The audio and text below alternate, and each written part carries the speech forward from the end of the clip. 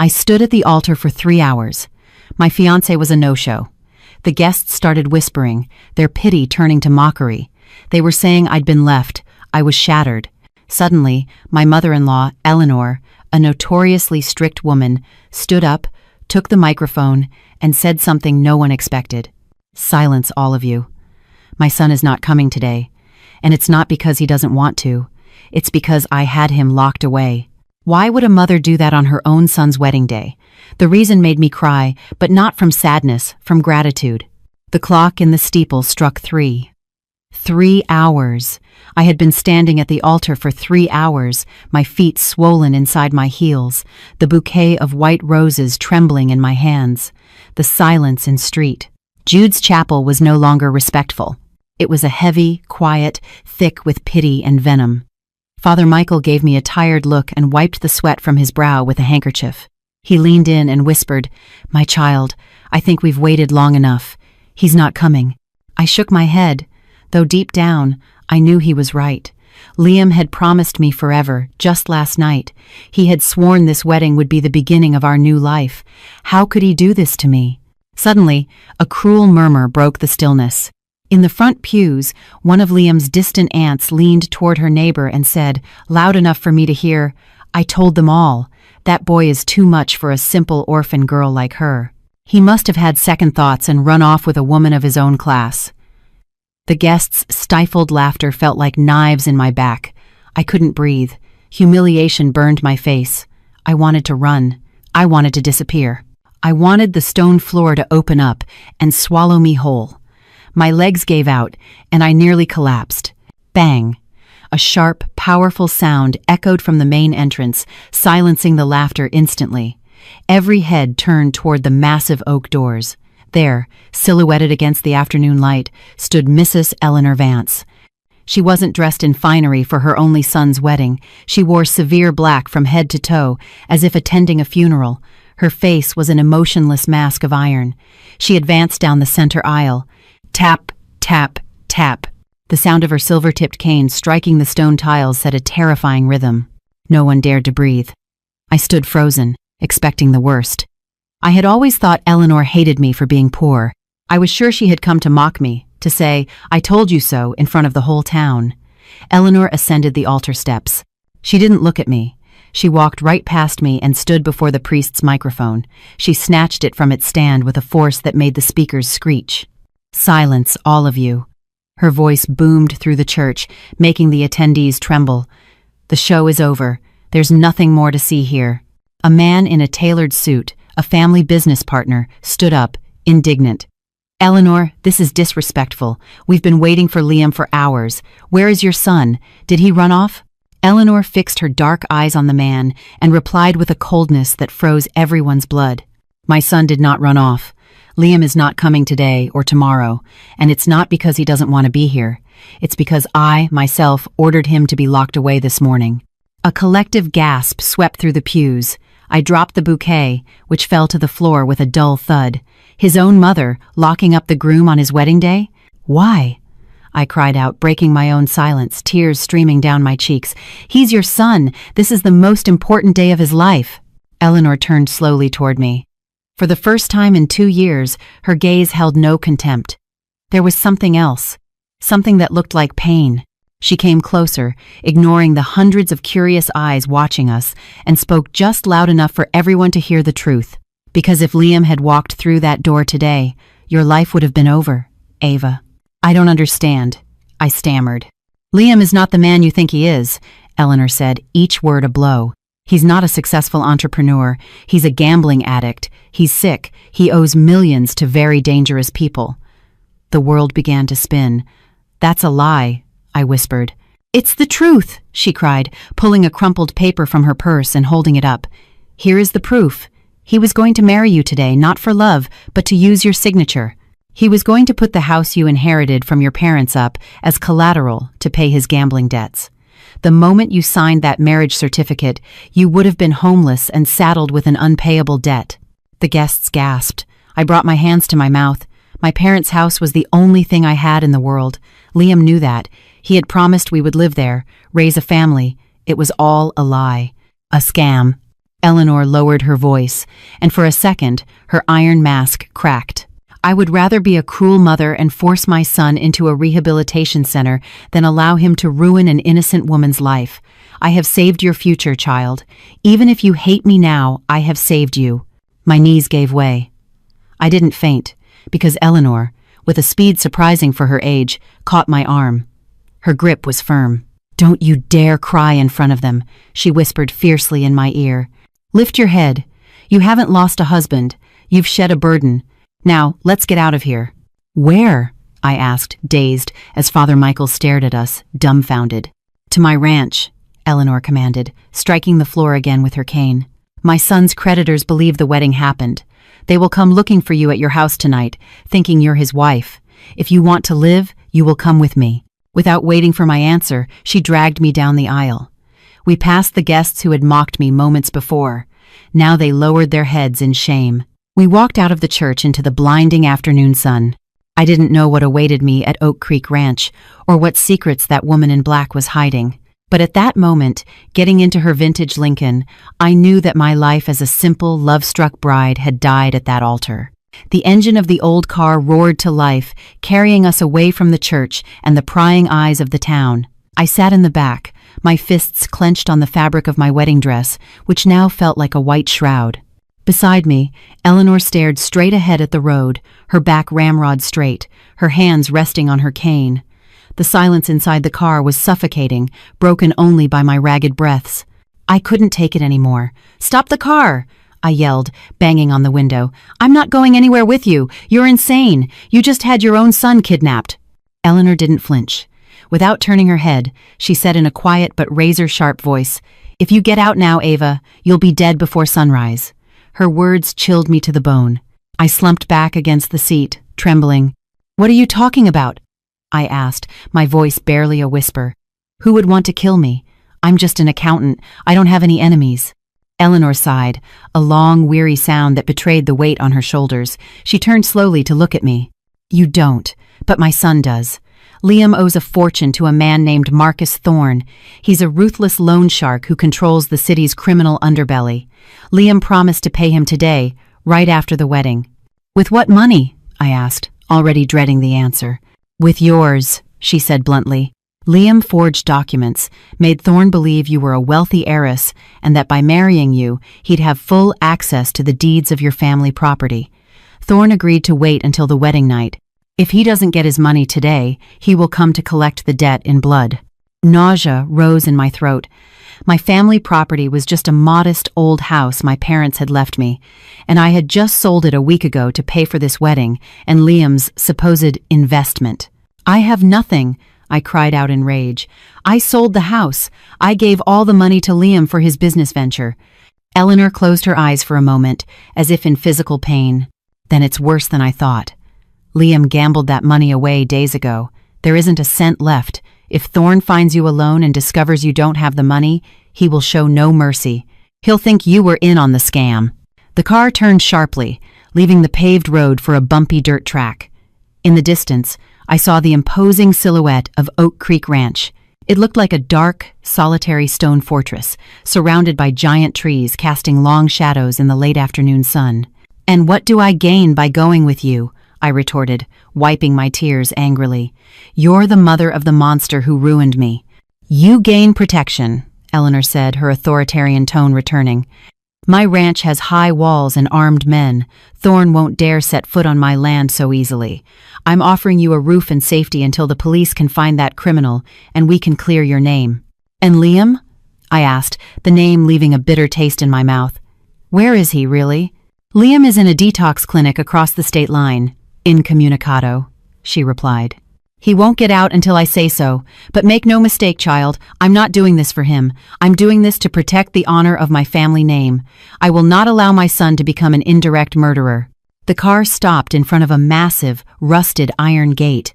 A foreman ran to open it, and the car rolled into the cobblestone courtyard. The main house rose before us, majestic but decaying, with ivy climbing its weathered stone walls. The front door opened, and an older woman in a gray apron appeared. It was Martha, the housekeeper, her face a road map of wrinkles, her expression one of deep concern. We got out of the car. A strong wind blew, lifting the veil I still clutched in my hand and dragging it through the dust. It was a perfect image of my fate, my dreams, dragged through the dirt. "Welcome to Oak Creek," Eleanor said, tapping the ground with her cane. "You'll be safe here, but I warn you, there are rules in this house. Follow them and you will survive. If you try to contact Liam or leave without my permission, I cannot answer for your life." I looked back down the road we'd come. It was getting dark. I knew that out there, a man named Thorne might be looking for me. I had no home, no money, and no husband. This bitter old woman and her fortress were my only option. "I accept," I said, my voice firm as I lifted my chin. "But don't think I'm grateful. I'm only staying until I can get back what your son stole from me." Eleanor looked at me, and for an instant I saw a flicker of respect in her dark eyes. "Martha," she called to the housekeeper, "take the young lady to the blue room and lock all the doors tonight. No one in, no one out." I entered the house, and the heavy sound of the gate closing behind me sounded like a prison sentence. I didn't know that by crossing that threshold, I was stepping into a danger far greater than the one I had left behind. Martha, the housekeeper, opened the door to the blue room with an iron key that looked like it weighed a ton. The room smelled of dried lavender and disuse, as if no one had entered it in years. "You'll sleep here," the woman said in a dry voice, not meeting my eyes. "There are clothes in the closet from when Mrs. Vance was young. Take off that wedding dress immediately. It's bad luck to wear a wedding dress in a house where there was no celebration." I hugged myself, the room's chill seeping into my bones. "Why do you look at me like that, Martha?" I asked, sensing the contempt in her tired eyes. "I haven't done anything. I'm the victim here." The old woman let out a bitter laugh and turned away. "There are no victims here, child. Only the guilty and their accomplices. Because of you, young Liam is locked away like an animal, far from his home." Before I could defend myself, Martha left and slammed the door. I heard the unmistakable sound of the key turning in the lock. "Hey!"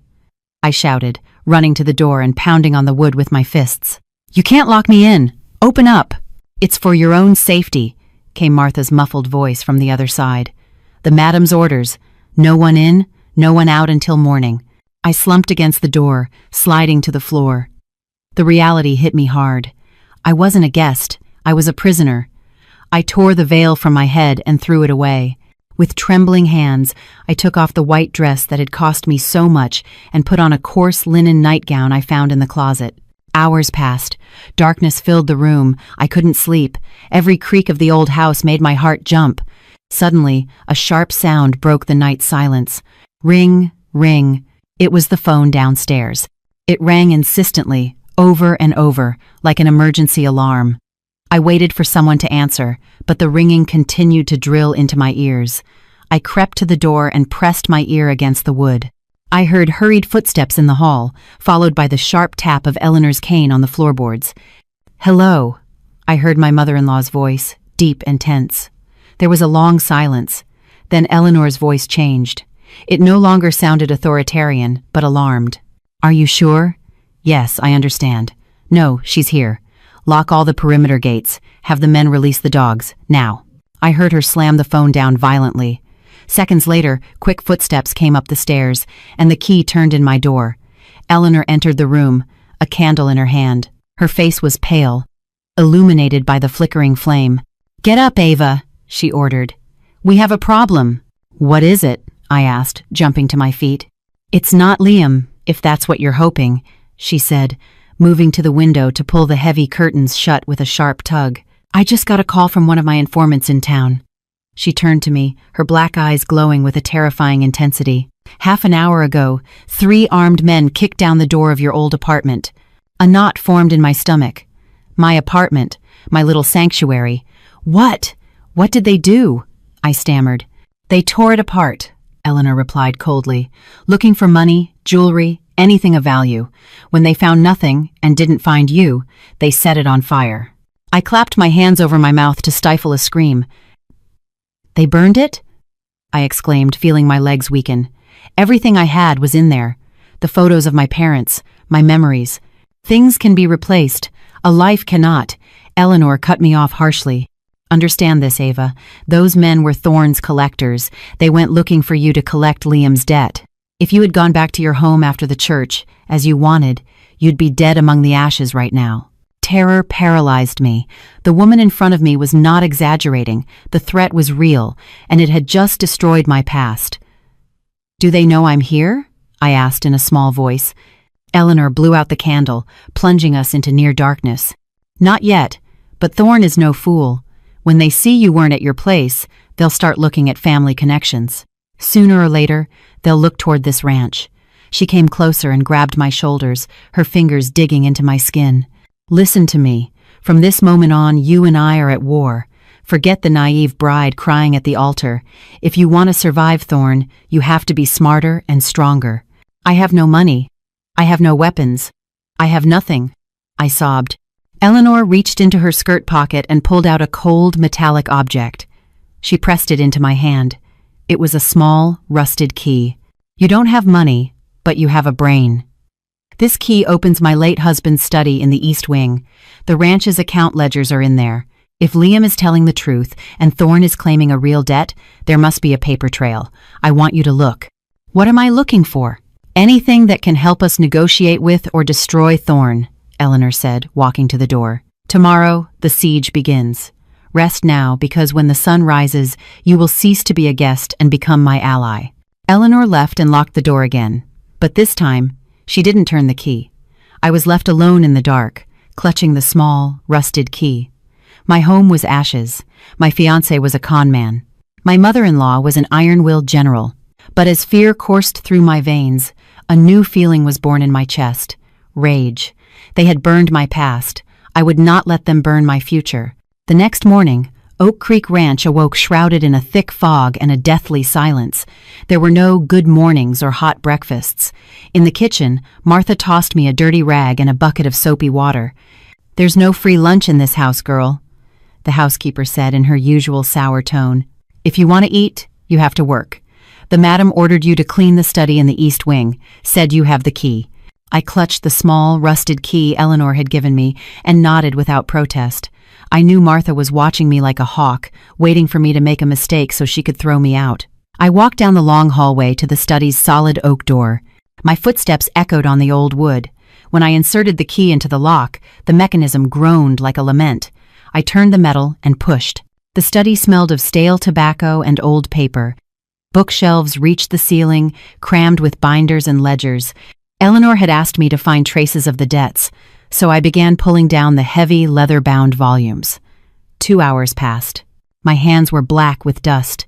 The books showed figures for pecan harvests and cattle sales, but nothing suspicious at first glance. However, when I tried to pull out a particularly thick ledger from the bottom shelf, something got stuck. I reached into the dark space behind the books. My fingers touched something cold and smooth. I pulled hard. It wasn't an account book. It was a personal journal, bound in black leather with worn corners. There was no name on the cover. But when I opened it, I recognized the handwriting immediately. It was a nervous, cramped, angular script. It was Liam's handwriting. My heart lurched. I sat on the floor, hidden behind the desk, and began to read. The first few pages were trivial complaints about the boredom of country life, but as I read on, the tone grew dark and venomous. August 12th. She did it again. Cut off my allowance. Says it's for my own good, but I know she enjoys watching me beg. She's a tyrant. I flipped through several pages, looking for something more recent. I stopped on an entry dated 5 years ago. The ink was smeared, as if the writer had been crying or shaking with rage. Today is the anniversary. Everyone in town thinks Dad died of a heart attack in his sleep, but I know the truth. I was there that night. I heard the argument. She didn't call the doctor in time. She let him die. Eleanor let him die so she could have total control of the ranch. She's a murderer. And one day, I'll make her pay for every second she stole from Dad and me. I slammed the journal shut, feeling like I couldn't breathe. Eleanor, a murderer, let her own husband die? I glanced at the closed door, terrified the matriarch would walk in at any moment. Suddenly, my image of my savior changed. Had she brought me here to protect me from Thorne, or because she needed something from me to cover her own crimes? Was I an ally, or just another pawn in her twisted game? I hid the journal under my blouse, determined to read more later. I had to know the truth. Just then, a dull noise made me jump. Thump, thump, thump. It was coming from the ceiling above me. Footsteps. Heavy, slow footsteps, like someone dragging their feet. I froze. Martha had told me explicitly at breakfast that the second floor had been closed off for years, that the beams were rotten, and no one ever went up there. Eleanor was in town meeting with her lawyer, and Martha was in the backyard doing laundry. So who was walking above my head? The footsteps stopped directly over me. Then I heard an unmistakable sound, the scraping of a chair or a heavy piece of furniture. Curiosity and fear warred within me. I slipped out of the study, closing the door quietly. I looked up at the grand staircase leading to the second floor. It was shrouded in shadow, covered in dust. A red velvet rope blocked the way with a sign that read, "No entry." I took the first step. The wood creaked. I waited. Silence. I took another and another. My own breathing was the only sound I could hear. When I reached the second floor landing, I saw a long hallway with several closed doors. Everything looked abandoned, covered in white sheets like ghosts. But at the end of the hall, under the last door, I saw something that chilled my blood. A thin line of faint, yellow light, like from a candle. And then a shadow moved, cutting across the sliver of light. Someone was living up there. Someone hiding in the dark. I crept forward, hugging the wall. I was just a few feet from the door when a cold, bony hand grabbed my ankle from behind. I screamed and spun around. It was Martha. She was crouched on the stairs, her eyes wide, a finger pressed to her lips. "Get down here now," she whispered with terrifying intensity. "If the madam finds out you came up here, you won't live to tell the tale." "There's someone in there, Martha," I said, trembling, pointing to the door with the light. I heard footsteps. I saw the light. The housekeeper looked at me with a mixture of fear and warning. She grabbed my arm and dragged me down the stairs with surprising strength. "You saw nothing, girl," she hissed, pushing me toward the kitchen. "In this house, the walls have ears and the shadows have teeth. If you value your life, you'll forget that door and forget what you think you heard. Because there are secrets at Oak Creek that are better left buried." She let me go and went back to her chores as if nothing had happened. But I knew what I had seen. Eleanor was lying. Liam hated her for a reason. And upstairs, in the forbidden room, someone was breathing in secret. The trap was closing in around me. A gut-wrenching scream tore through the dawn. It wasn't a scream of fear, but of profound pain. I recognized the voice immediately. It was Martha. I jumped out of bed, momentarily forgetting the fear of the forbidden room upstairs, and ran down the stairs. The front door was wide open, the cold morning air flooding the foyer. In the cobblestone courtyard, Martha was on her knees, sobbing into her hands.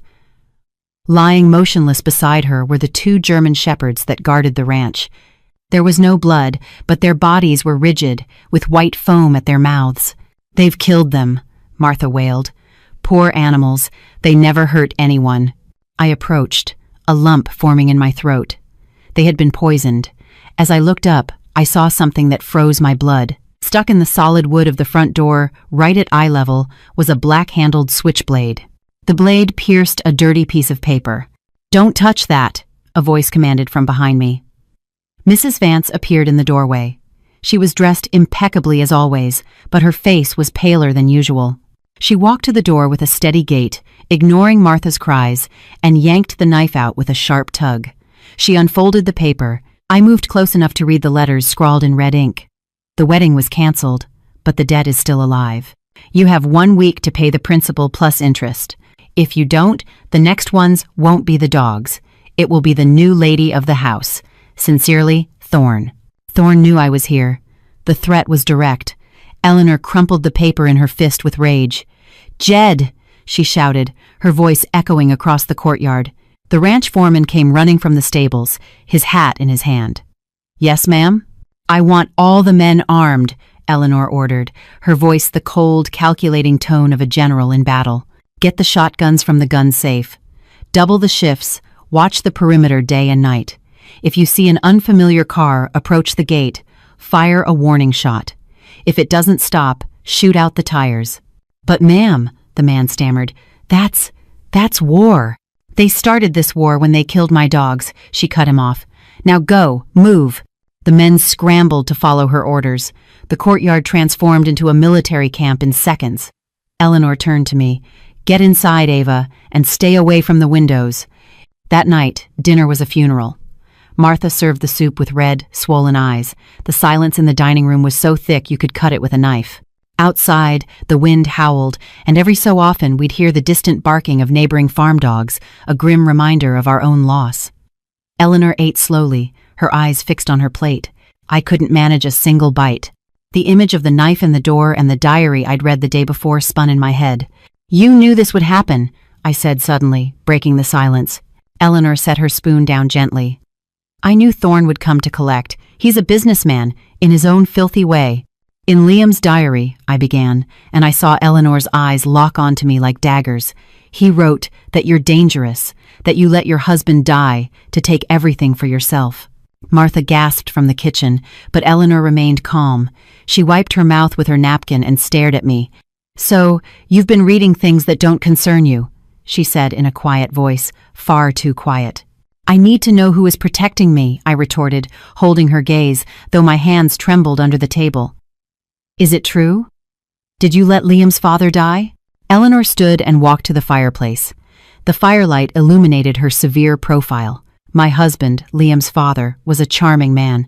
He had an easy smile and a weak heart," she began, staring into the flames. "But he had the same poison in his blood as my son. The gambling." She turned to me, and I saw an infinite sadness in her stone-like face. "He lost land, he lost cattle, he lost the money for Liam's education. One night he had a heart attack after losing a colossal bet. I was there, yes, but I didn't let him die out of cruelty, Ava." She took a step toward me, leaning heavily on her cane. "I tried to give him his medication, but he knocked it out of my hand. He was drunk and furious over his loss. He died screaming curses at his own luck. Liam was just a boy, listening from behind the door. He only heard the shouting. He didn't see how I tried to save his father until the very end. He has hated me ever since. And ever since, I have sworn I would not let that vice destroy what little we had left." "That's why you're so hard on Liam," I whispered, beginning to understand. "I am not hard for pleasure. I am hard because I have spent my life cleaning up the messes of the men in this family," Eleanor said bitterly. "And now I am cleaning up the mess he made of you." At that moment, a loud boom shook the house. Bang! It came from outside. It wasn't thunder. It was a shotgun blast. Eleanor and I looked at each other. The fear vanished from her face, replaced by a fierce determination. "Stay here," she ordered, walking to a corner cabinet to retrieve an old revolver. "Thorne has come for dinner." "I'm not staying hidden while we're under attack," I said, rising from my chair. A strange courage was born in my chest. "If they're coming for me, I'm going to face them."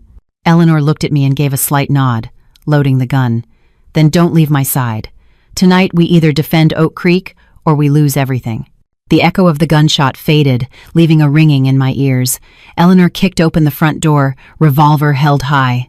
I followed, trembling but not stopping, grabbing a heavy iron fire poker as my only defense.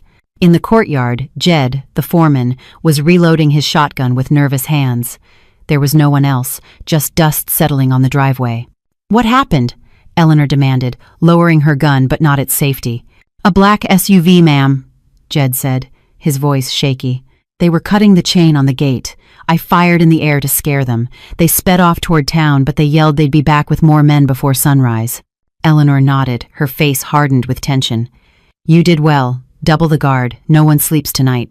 We went back inside, and Eleanor bolted the door with 3 locks. She leaned against the wood, breathing heavily. For the first time, I saw her hands were shaking. The Iron Lady was starting to rust under the pressure. "We won't survive a siege, Ava," she admitted, looking me in the eyes. "My men are ranchers, not soldiers. Thorne's men are professional criminals. If they get in, they'll kill us all and loot the house."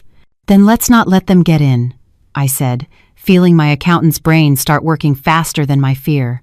"If Thorne wants money, let's give him money. You have land, you have cattle. The ranch is worth a fortune." Eleanor let out a dry, bitter laugh. She walked to the study and poured herself a glass of bourbon with trembling hands. "That's the tragedy, child. I am rich in land, but poor in cash." All our liquid assets have been drained over the last few years, paying off Liam's silent debts.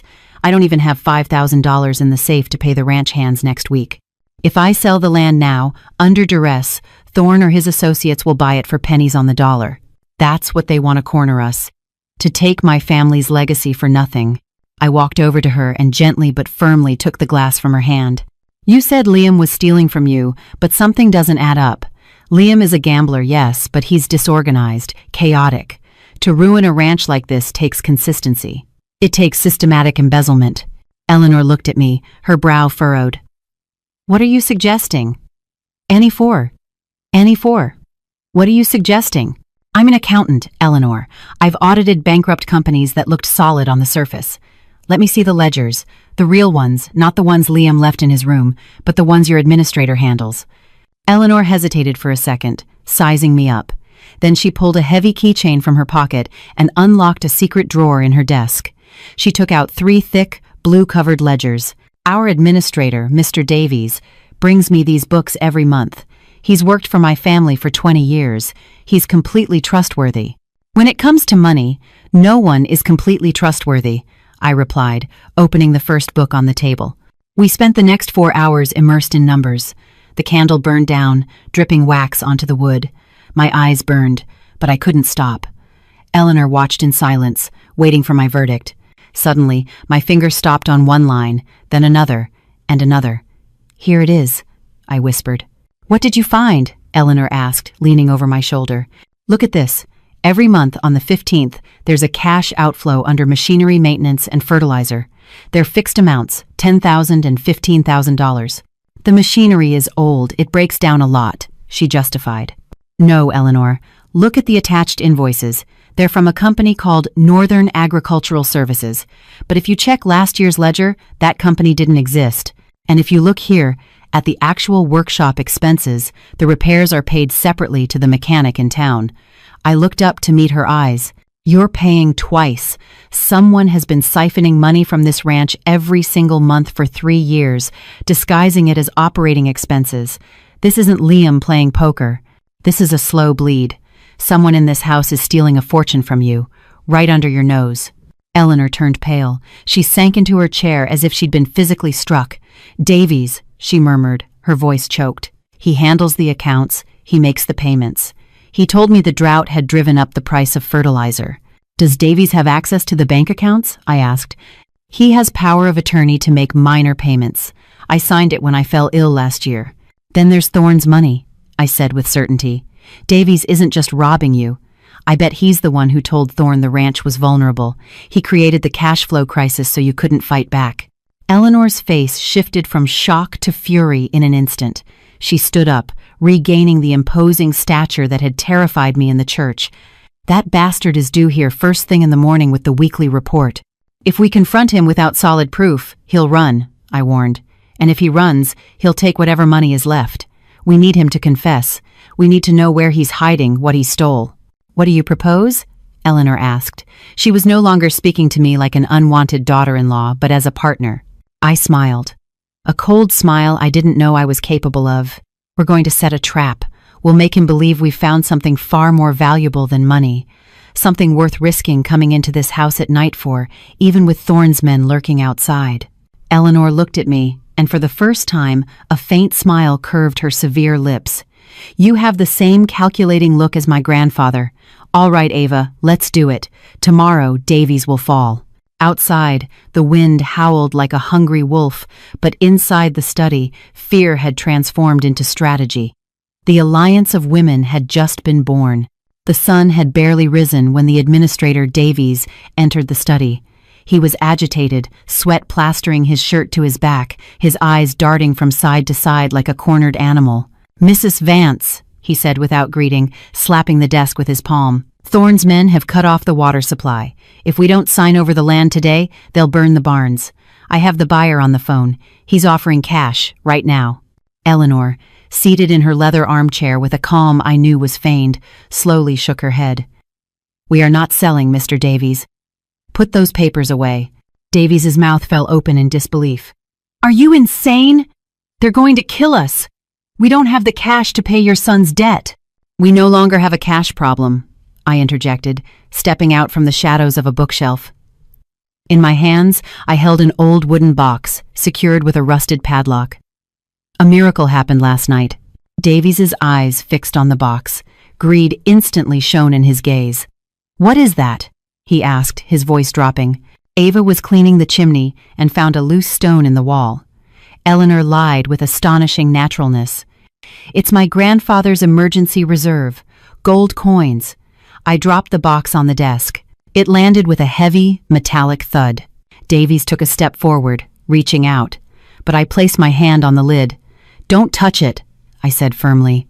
"There's enough gold in here to pay Thorne 3 times over and save the ranch. But we have a problem. We can't go into town to exchange it with those thugs watching the gate." Davies ran his tongue over his dry lips.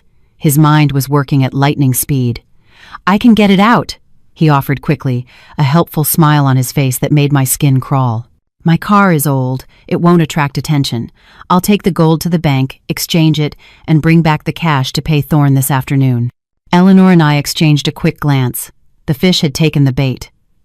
"It's too risky, Davies," Eleanor said. "We'll keep it in the office safe until tomorrow. When the guard changes, we'll try then." "It's madness to leave that here," he insisted, desperate. "If Thorne gets in, he'll steal everything." "Let me do it, ma'am. I'll protect it with my life." I said no, Eleanor decreed. "You may leave. Come back tomorrow." Davies left the study reluctantly, casting one last, longing look at the wooden box. "Do you think he'll be back?" I asked as soon as the door closed. "A thief never passes up an opportunity," Eleanor replied, reloading her revolver. "Tonight, we sleep in shifts." Night fell over the ranch like a heavy shroud. We turned off all the lights to pretend we were asleep. Jed, the foreman, hid behind the curtains in the study. Eleanor and I waited in the hallway in absolute silence. 2 hours passed. 3. Just as my eyelids were growing heavy, we heard a noise. Click. Someone was picking the lock on the back service door. Stealthy footsteps crossed the kitchen and moved toward the study. We waited. We heard the creak of the study door opening. Then, the sound of someone breaking the padlock on the wooden box. And then the silence was shattered by a cry of pure fury. "Rocks! They're damned rocks!" Eleanor flipped on the hall light and we burst in. Davies stood at the desk with the open box. Inside was no gold, only river stones and old pieces of iron. Seeing us, he tried to run for the window, but Jed stepped out from behind the curtains and aimed his shotgun squarely at his chest. "Stay right there, you traitor," the foreman growled. Davies raised his hands, trembling. His mask of the faithful employee had completely crumbled. "This is a trap," he stammered. "You witches. The only trap here is the one you set for us," I said, throwing the real ledgers onto the desk. "We know everything, Davies. The phantom fertilizer, the fake repairs. You've been robbing this family for 3 years. Eleanor advanced on him, her cane tapping the floor. She seemed to tower over him. "How much did Thorne pay you to leave us defenseless?" she demanded, her voice like thunder. "Speak, Davies." Cornered, he let out a nervous, evil laugh. "Thorne didn't have to pay me anything. I went to him. I told him your son was an idiot and this ranch was ripe for the picking. You're just 2 women, alone. This land needs a man to run it." "Where is the money you stole?" I demanded. "The real money." "Spent," Davies spat. "And what's left is far from here. You'll never get it back. And when Thorne gets in, he'll kill you both, and I'll get my commission." "Jed," Eleanor ordered coldly, "take him to the barn and tie him up securely. Tomorrow we hand him over to the police along with the ledgers." Jed grabbed Davies by the collar and dragged him toward the door. Davies kicked and screamed, "You're fools! Thorne isn't alone. He has someone else on the inside, someone of your own blood." Eleanor froze. "What did you say?" she asked, but Jed had already hauled the man out into the courtyard. We were left alone in the study. The victory tasted bitter. We had caught the thief, but his final words hung in the air like a toxic cloud. "Someone of my own blood," Eleanor repeated in a whisper, and for the first time, I saw terror in her eyes. "Ava, if Davies is telling the truth, Liam didn't escape the rehab center. Someone had to have helped him." At that moment, the phone rang, a long, agonizing ring in the dead of night. Eleanor answered. She listened for a few seconds, and the receiver slipped from her hand, dangling from its cord. "What is it?" I asked, shaking her. "That was the state police," Eleanor said, her voice dead. The patrol car transferring Liam to another facility was ambushed an hour ago. The officers are wounded. Liam is gone. And Thorn? Thorn took the officers' weapons. They're coming here, I understood instantly. Both of them. Eleanor nodded, grabbing her revolver with renewed force. This isn't about a debt anymore, Ava. It's an execution. Get ready. Tonight, it all ends. The storm broke over Oak Creek Ranch with a violence that rattled the windows. A nearby lightning strike lit up the living room for a split second, and then the entire house was plunged into absolute darkness. The power was out. "Martha!" Eleanor shouted from the hallway. "Bring the candles, quickly!" I was in the kitchen searching for matches when I heard a sound that wasn't thunder. It was the sharp crack of breaking glass. It came from the back window, the one overlooking the old orchard. I stood motionless, holding my breath. I grabbed a kitchen knife from the counter, my grip tight. "Who's there?" I asked, my voice trembling in the gloom. No answer, but I heard heavy, ragged breathing like a wounded animal. Another flash of lightning illuminated the room, and I saw a silhouette framed in the broken window. A man was climbing inside, soaked by the rain and covered in mud. He stood up slowly and wiped the water from his face. When he looked at me, I felt the floor drop out from under me. "Hello, my love," he said in a hoarse, mocking voice. "Aren't you going to say hello to your husband?" It was Liam, but not the Liam I knew. His suit was in tatters. He had a deep cut on his cheek, and his eyes were bloodshot, wide with a manic energy. "Liam," I whispered, backing away until I hit the table. "You're supposed to be in jail." He let out a dry laugh that sounded more like a bark. "Jails aren't built for people with my connections, Ava. Thorn helped me out of that police transport. It was quite a show. But now I owe him even more, and you're going to help me pay it." He took a step toward me. I raised the knife. "Don't come any closer," I shouted. "I know the truth. I know you only wanted to marry me to steal my parents' inheritance." Liam stopped and smiled, baring his teeth. "Well, look at that. The little mouse has a roar. Yes, Ava, I needed your signature, I needed your house, but we don't have time for legal paperwork anymore. Thorn is outside waiting for his money, and if I don't walk out with a bag full of cash or jewels in 10 minutes, he's coming in to burn this place down with all of us inside." "There is no money," I said, trying to buy time. "Davies, the administrator, stole everything. Your mother is broke." Liam's face twisted from mockery to pure fury. He lunged at me with terrifying speed. I tried to stab him, but he grabbed my wrist and twisted it until the knife clattered to the floor. He pinned me against the refrigerator. "Don't lie to me," he screamed in my face, spittle flying. "That old witch always has a stash. Grandma's jewels, the silver bars. Tell me where the safe is." "Let me go!" I yelled, struggling to break free, but he was high on adrenaline and desperation. "Tell me where it is, or I swear I'll kill you right here," he roared, his hands tightening around my neck. "Let her go, Liam, now." Eleanor's voice echoed from the kitchen doorway, as firm and commanding as a thunderclap. Liam spun around, using me as a human shield, but he didn't let go. Eleanor stood there, lit only by the candle Martha held behind her. In her right hand, the old revolver was aimed directly at her son's chest. Her hand was steady. "Mother," Liam sneered, "always so dramatic. Are you going to shoot your only son? Your heir?" "You stopped being my son the day you tried to sell out this family to criminals," Eleanor replied coldly. "Let the girl go."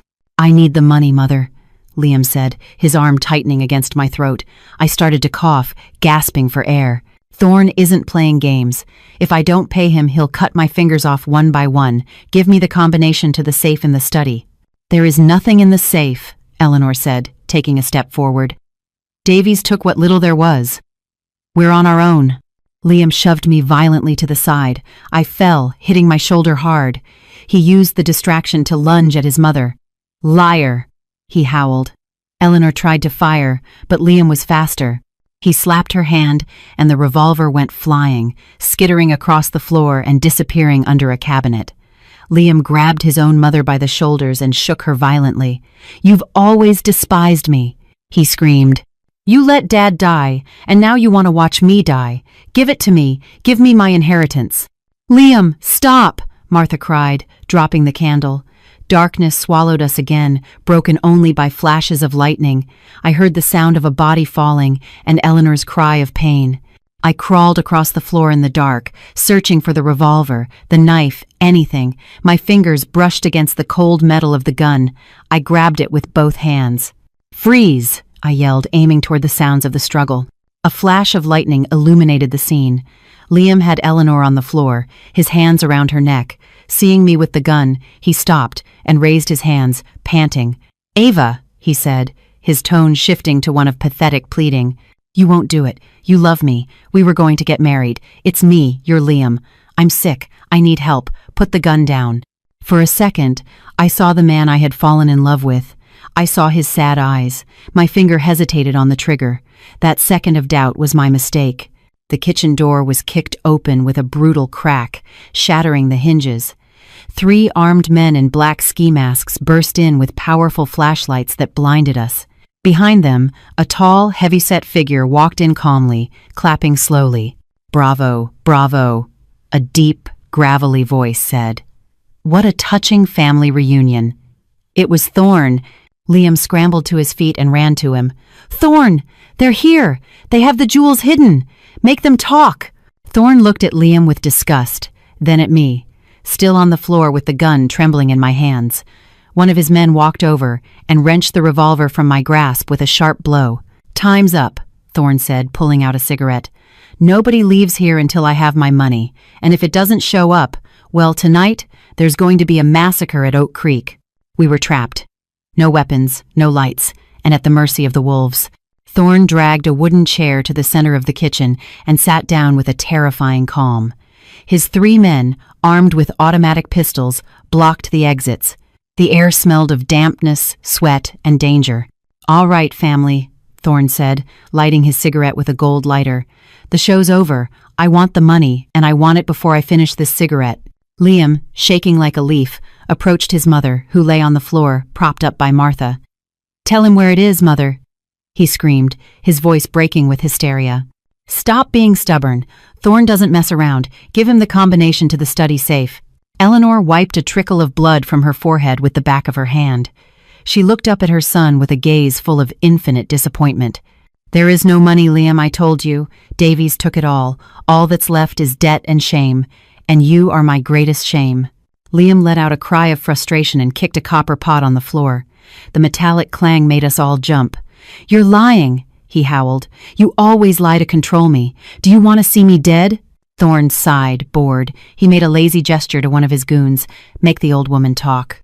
The man in black advanced on Eleanor. Martha tried to step between them, shouting and waving her arms, but the goon shoved her against the wall with ease. Martha crumpled, clutching her hip and groaning in pain. "Don't touch her," I yelled, trying to get up, but another of the men aimed his pistol directly at my head. "Stay put, dollface," Thorn warned. "Your turn will come." The first man grabbed Eleanor by the collar of her black dress and hauled her up as if she were a rag doll. Eleanor, despite her age, spat in his face. "Coward," she hissed. The man raised his hand to strike her, but Liam stepped in.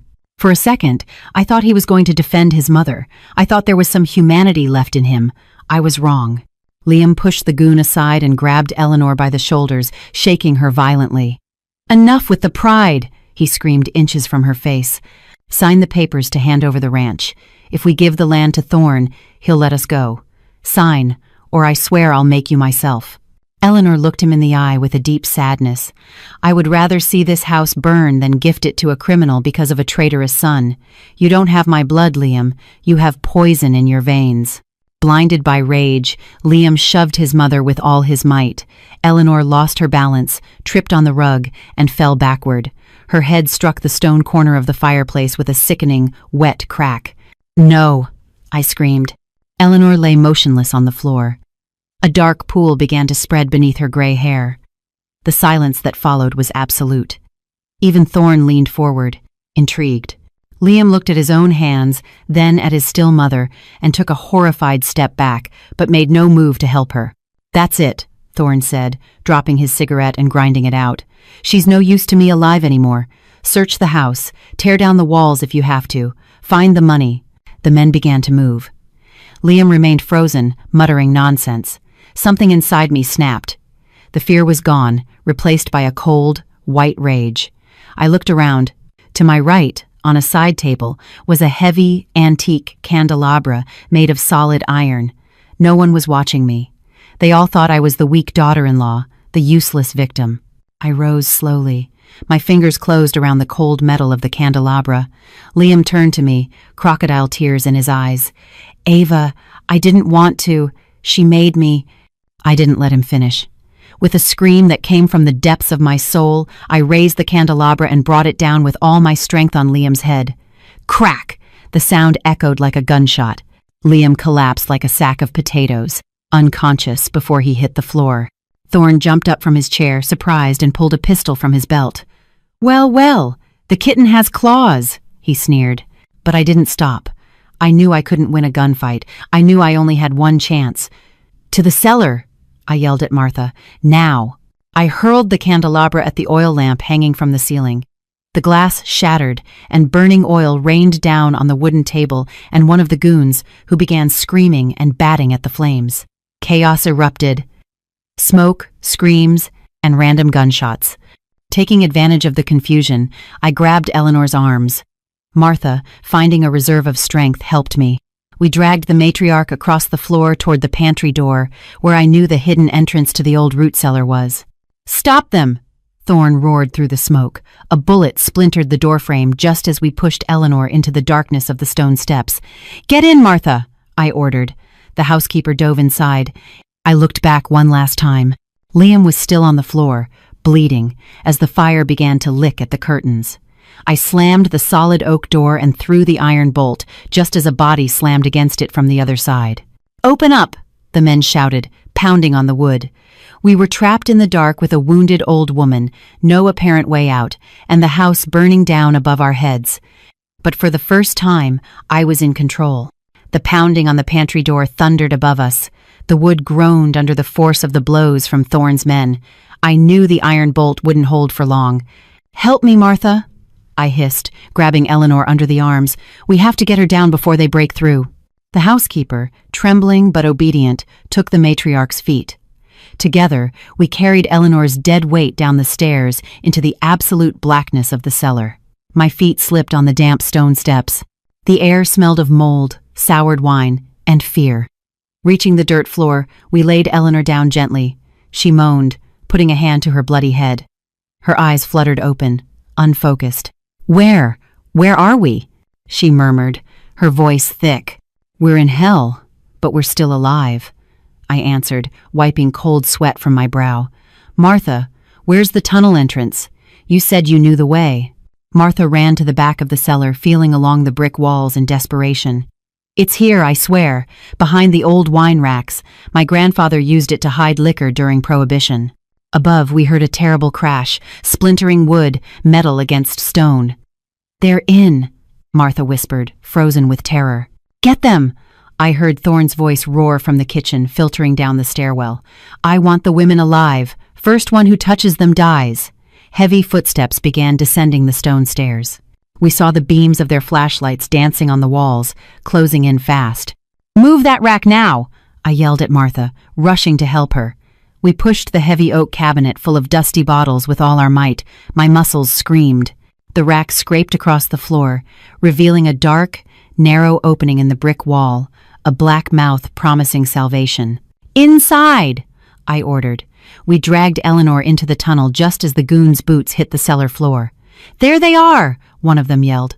"They're going into the wall!" "Push the rack back!" I shouted at Martha. From inside the tunnel, we pulled on the cabinet to close the entrance. The rack slid back, blocking the men's view and plunging us into total, suffocating darkness. Seconds later, we felt the blows on the other side of the wood.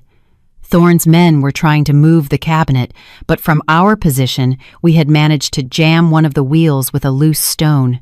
"Open up, you damn rats!" one of them shouted, banging on the wood with the butt of his gun.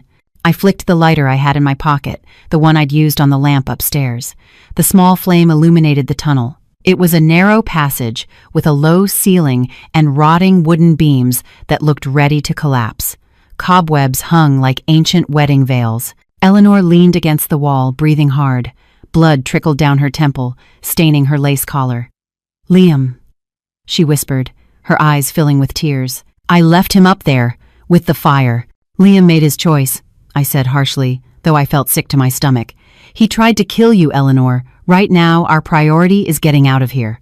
The tunnel leads to the edge of the woods near the river, Martha said, catching her breath. But no one's been through it in decades. There could be cave-ins. It's that or die at Thorne's hands, I decreed. We started moving. The ground was uneven and littered with debris. Martha led the way. I helped Eleanor walk, supporting her weight while keeping the lighter's flame alive. We walked for what felt like hours, though it was likely only minutes. The air grew thicker, harder to breathe. Suddenly, Martha stopped dead.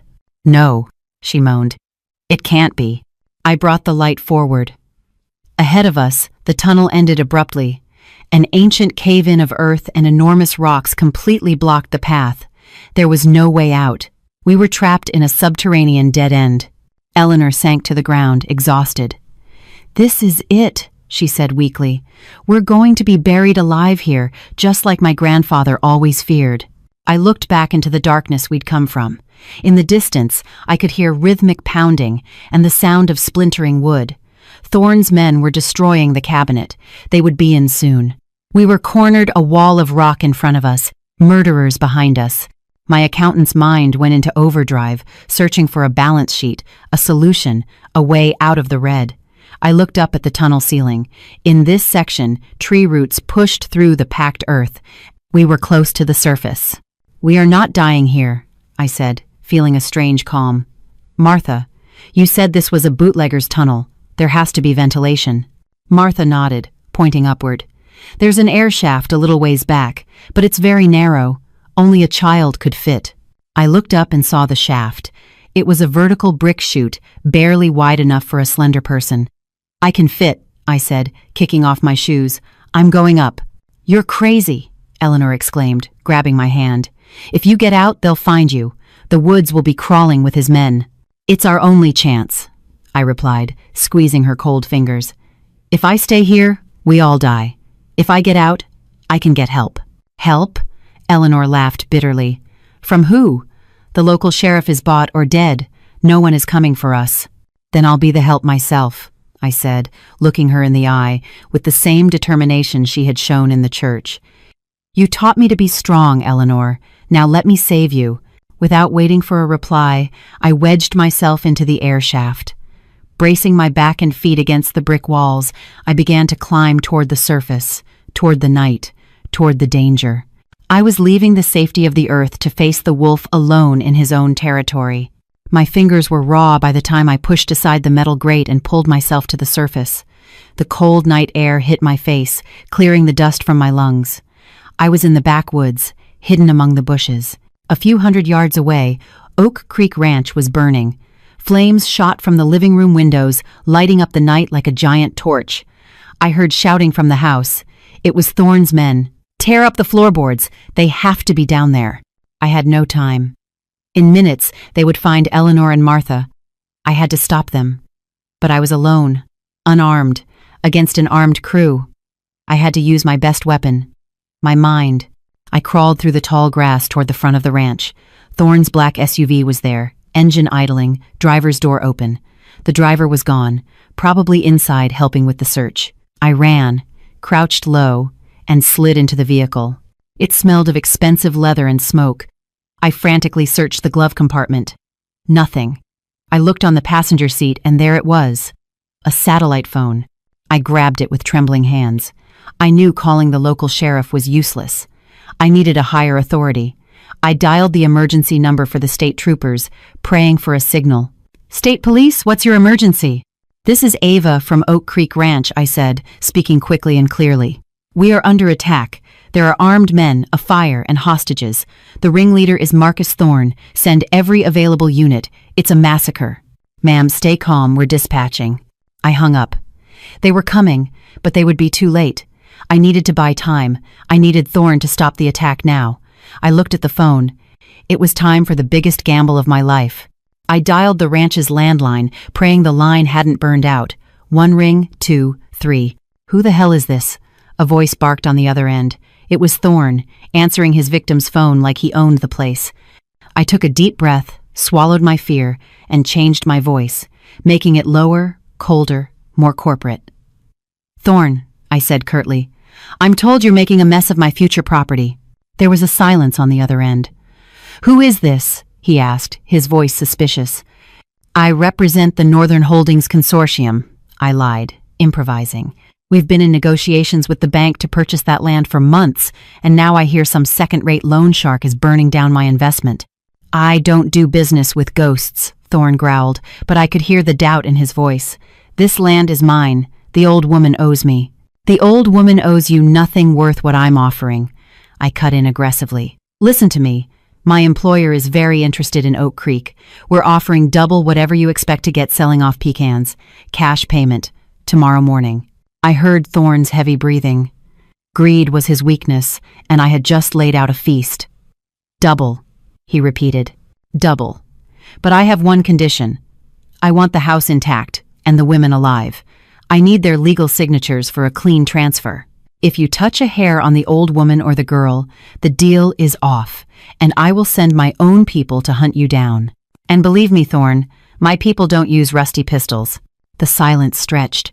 I could hear his goons in the background, still trying to break through the cellar floor. "Stop!" Thorn suddenly yelled, pulling the phone from his mouth. "Stop everything, no one fires." My heart was pounding so hard it hurt. It had worked. He'd taken the bait. "I'm listening," Thorn said, returning to the phone. "How do we make the exchange?" "Wait for me in the courtyard," I ordered.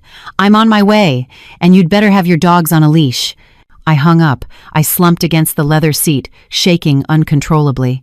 I had bought them a few minutes.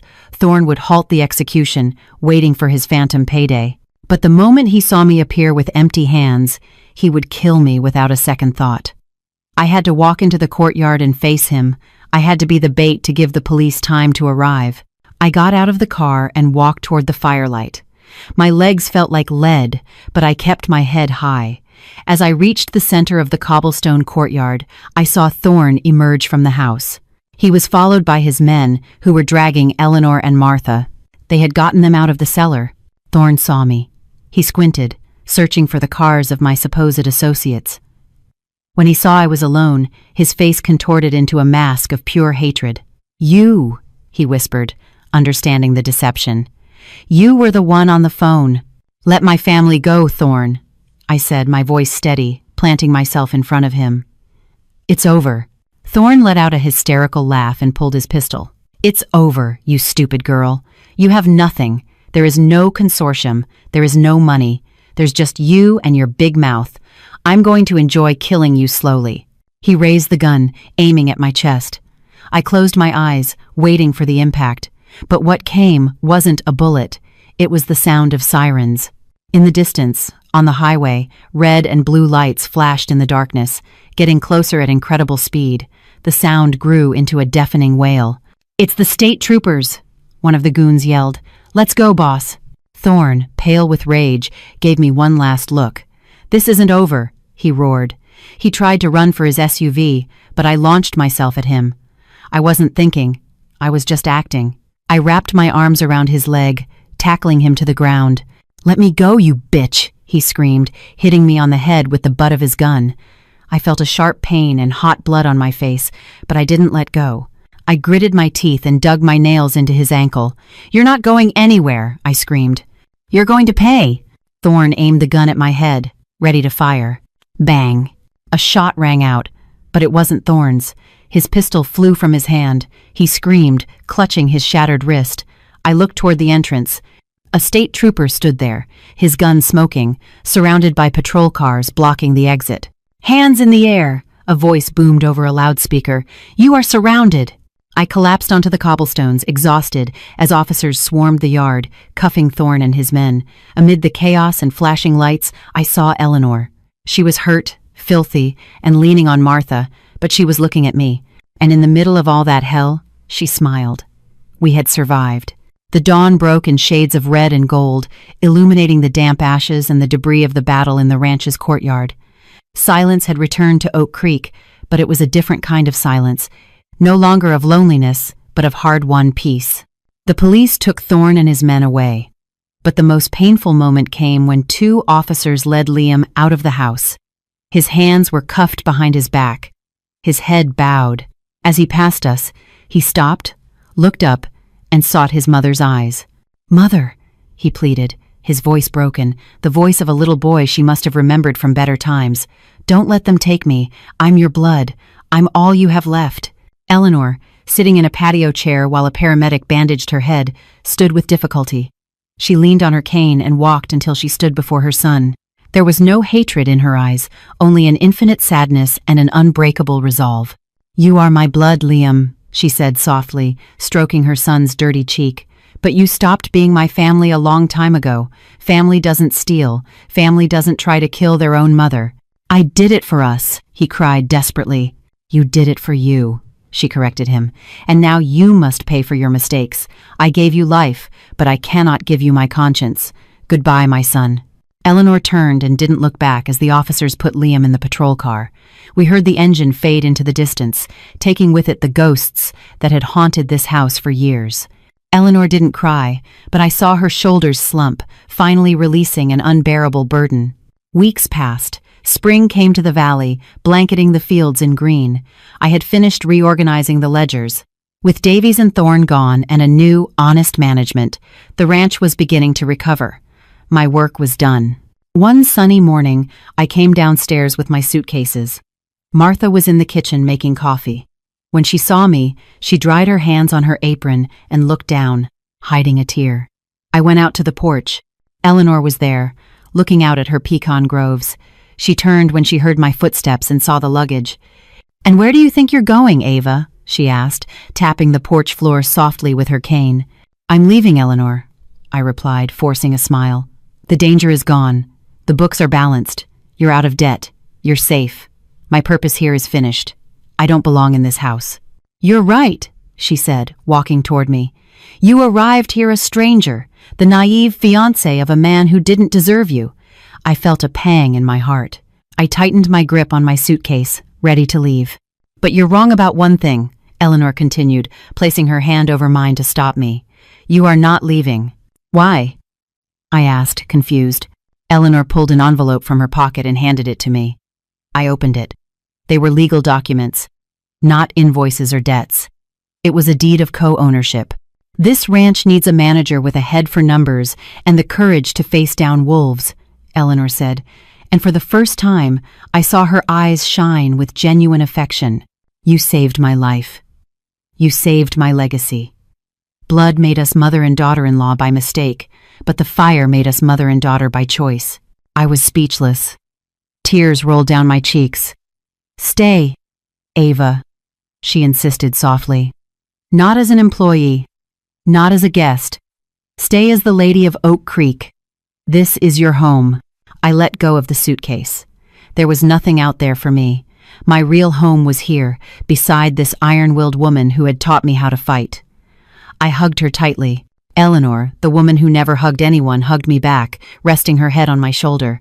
"Thank you, my daughter," she whispered. We looked out at the horizon together, where the sun shone on the strong, ancient oaks. We knew other winters would come, other storms, but we were no longer afraid, because we knew now that as long as we stood together, no force on earth could ever bring us down. The story of Ava and Eleanor has reached its end, but its message endures.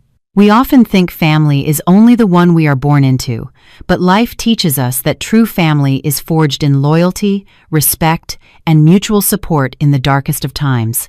We saw how a fragile young woman became a warrior and how a severe mother revealed a heart full of sacrifice. This story reminds us that it is never too late to start anew, that dignity is worth more than any inheritance, and that sometimes the hand that saves us is not the one we expected, but the one we needed most. May love and unity always be the greatest strength in your own homes. We want to be completely honest with you, our dear audience. To bring you this emotional story, we have combined human creativity with the assistance of artificial intelligence technology. Although the names, characters, and places you have seen are fictional and born of imagination, the heart of the story and the immeasurable effort of editing and narration are the result of dedicated and passionate human work, designed solely to provide you with the best possible experience. We hope you have enjoyed it.